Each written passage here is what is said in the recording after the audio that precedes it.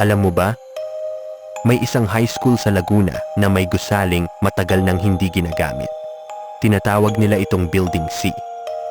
Luma na ito, tahimik, at may kakaibang pakiramdam na parang may nakatingin kahit wala ka namang nakikita.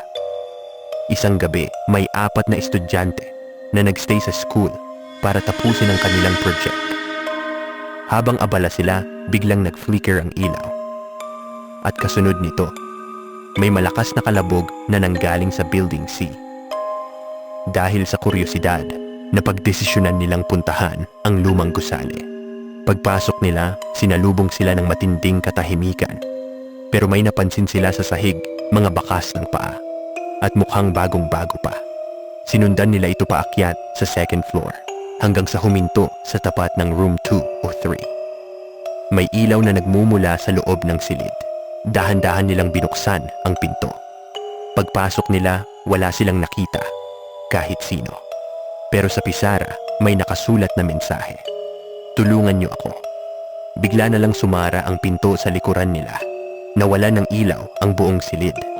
At sa gitna ng dilim, may narinig silang mga yabag, mabagal, mabigat, at papalapit.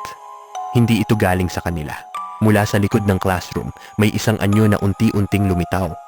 Isang estudyante, nakatayo, nakayuko ang ulo, at hindi maaninag ang mukha. Ilang segundo pa, bumalik ang ilaw, bukas na ang pinto, at agad silang tumakbo palabas ng gusali. Kinabukasan, ikinuwento nila ang nangyari. Sa una, walang naniwala. Hanggang sa magsalita ang guard. Ayon sa kanya, may isang estudyante raw na namatay noon sa room 2 o 3. Mag-isa. Gabi, habang gumagawa ng project.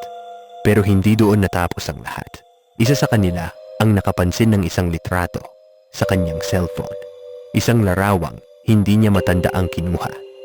Kuha ito sa loob ng room 2 o 3. At sa pinakadulo ng classroom, may isang figura na nakatayo, tahimik, at nakatingin sa kanila.